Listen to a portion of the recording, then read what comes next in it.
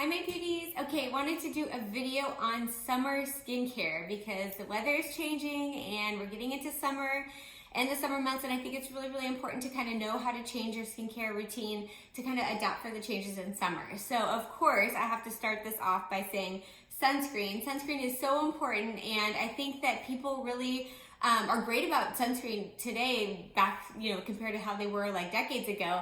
And I think it's really important to know which sunscreen to use and why, and the importance of reapplication as well. So, mineral-based sunscreen is usually the recommended type of sunscreen over chemical because not only is it healthier for you, but it actually reflects the UV light. It doesn't absorb the UV light, and it's better for the environment, it's better for the reefs, it's better for the sea life, and it's better for your skin.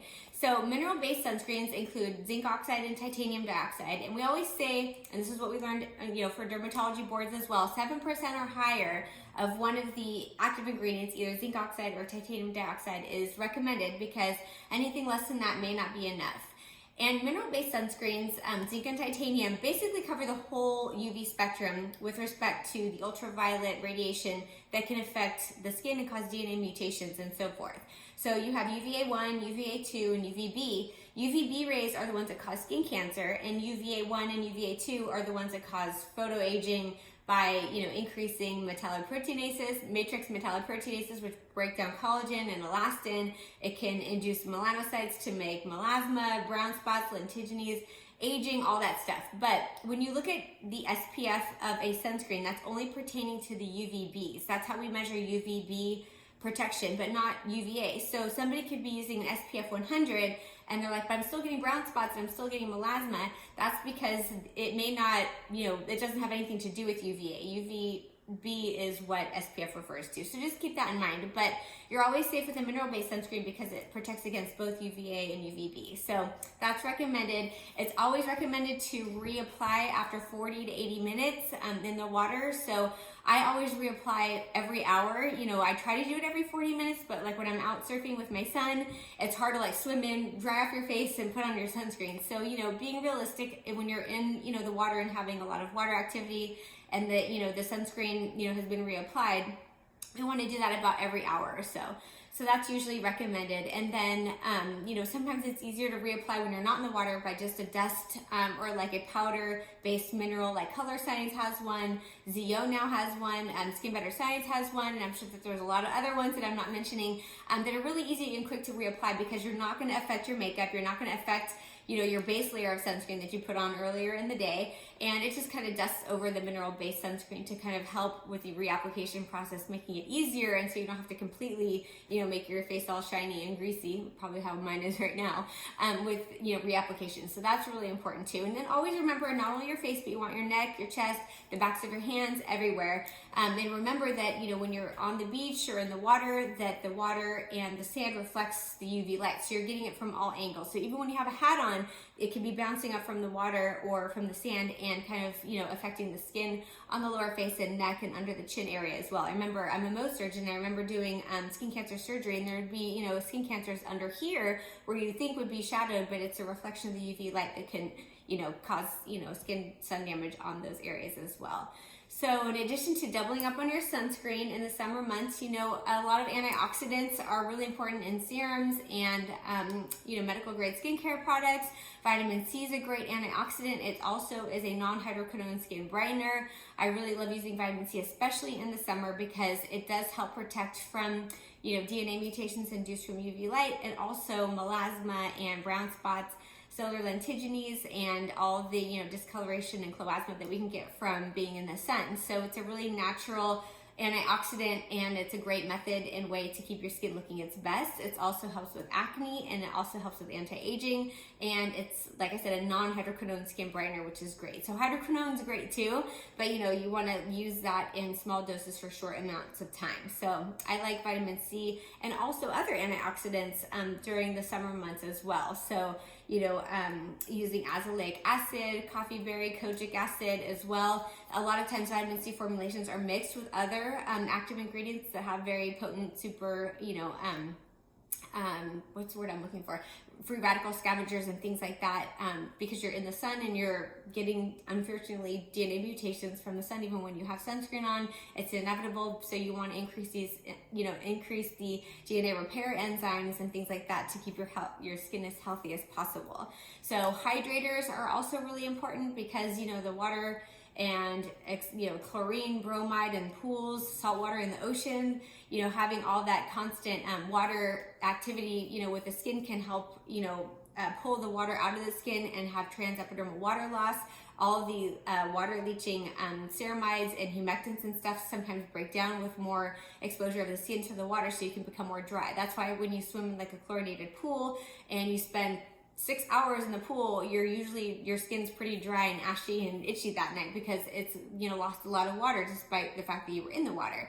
So usually using hydrators is really important, and doubling up on hydration in the summer is key. And so internal hydration, drinking at least 2 liters of water a day is recommended, and then increasing your hydrators with your skincare products using products that have humectants, ceramides, glycosaminoglycans, heparin sulfate, ceramides, all that good stuff to help keep the water in the skin and not allow it to leach out. That's why your hands get pruny, like when you're in the ocean for too long, because you're having all that water escape the stratum lucidum and the stratum corneum thick layer of skin on your palms and soles. You don't have a stratum lucidum skin cell layer anywhere else. That's why only your palms or your fingers get pruny and your toes get pruny, but nowhere else on your body really gets too pruny. So that's like a fun fact, a dermatology fun fact. But so humectants, hydrators, vitamin C, antioxidants, sunscreen, and then also going into summer, it's always good to, of course, I'm a laser specialist and I love lasers. I think that lasers are one of the best things to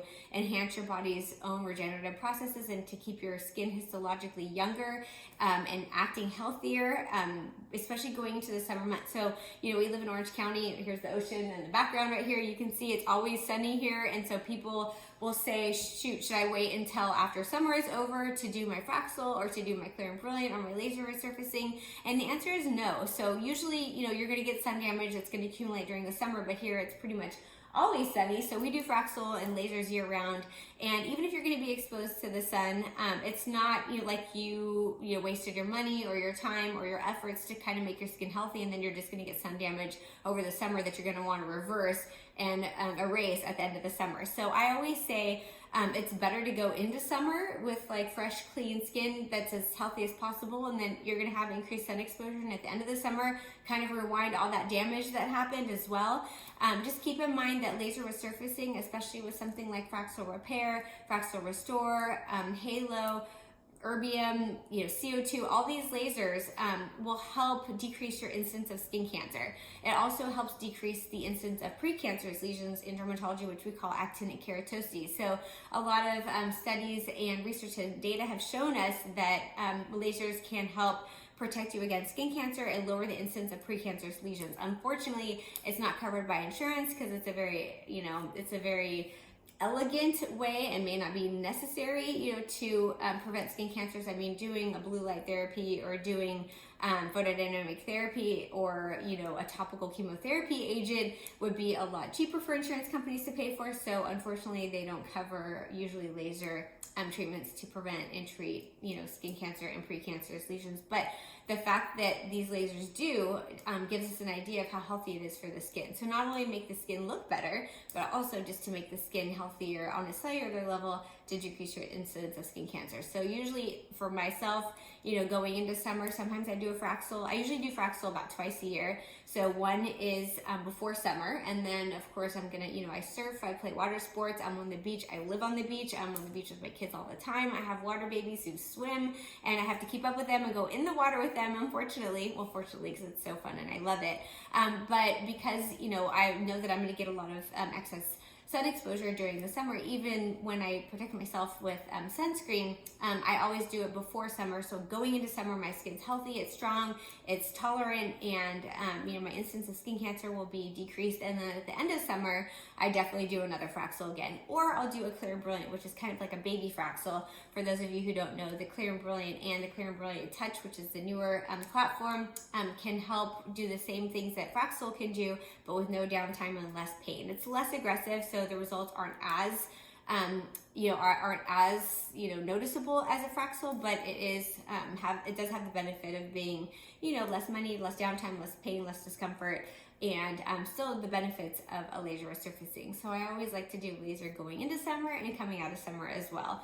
And then last but not least, I mean, there's a lot of things that we want to incorporate into our summer skincare, but I think we've hit the main topics. But the other one that I wanted to include is Heliocare.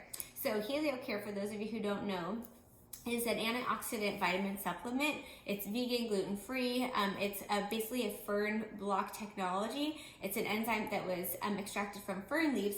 Ferns have the ability to protect their DNA from DNA mutations induced by UV light. So Polypodium leucotomas is one of the active ingredients in Heliocare, and you're probably seeing it now in other skincare supplements as well, because it's a really potent and natural ingredient that helps ourselves protect our skin from DNA mutations from the sun. So doubling up on your Heliocare is really important too. So for myself, I use Heliocare Ultra because that one's a once a day, and I take it, people ask me if I take it even when I'm not in the sun, and the answer is yes. I just have it as part of my supplement routine. And so it's once a day, and it also has pomegranate extracts in it as well. So the other version of Heliocare, which is Heliocare Advanced, has niacinamide in it, and then regular Heliocare is twice a day. So I usually just do the Heliocare Ultra because it's once a day. So that's pretty much my summer skin tips. I just heard my babies come home. Hi! So I always try to do YouTube videos whenever I'm alone in the house without these little munchkins. And here is Riley with her blue tongue. What were you eating? What were you eating? Okay, so that's it. So we covered everything. What? Let me show them. What is that? An egg? I made it. Did you make it for me? Okay. Yay, that's a wrap.